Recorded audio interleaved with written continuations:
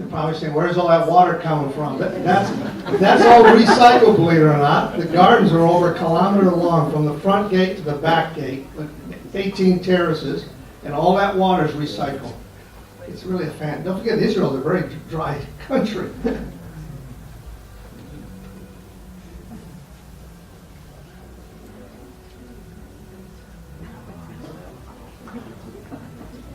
So this is not computer generated, this is real. No, this is real. I was there last June. I can tell you it's real. And it's, they're very special.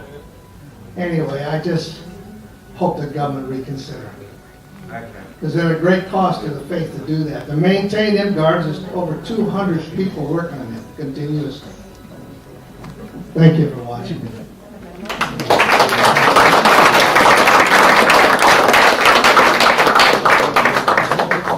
Now, just got one other question here this evening, and then we'll conclude the formal question and answer section.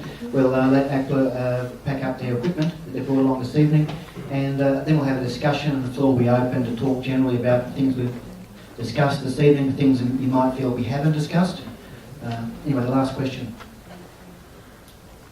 I'd actually like to know what broadacre means, and if there are facilities or buildings on it, how many buildings are allowed to be built?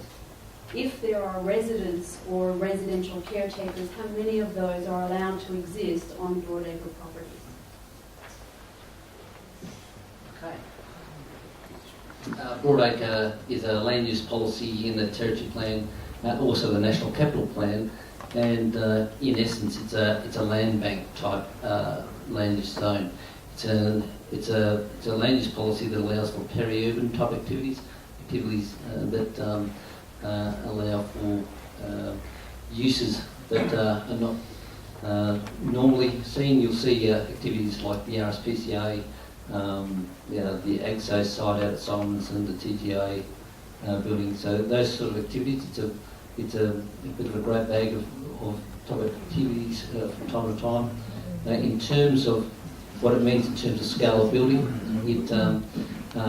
there's no particular scale in terms of plot ratio or building height. If that's the sort of question you're asking, then there's no particular scale. It's more a question of assess it on its merits at the time. In terms of whether it allows for a residential, like caretaker activities, it's really a matter depending on what the lease says. But normally, you can have say with a church site, you can have a caretaker that's ancillary to the main use of the land. You see churches with presbyteries or manse and those sort of activities. So some of it comes down to what the lease says. So if the lease allows for a priest or a minister or that sort of activity, then they're generally permitted in residential to support the activities ancillary to the primary use of the land for whatever that activity is. Okay, I'd like to thank members of ACLA this evening for coming along and fronting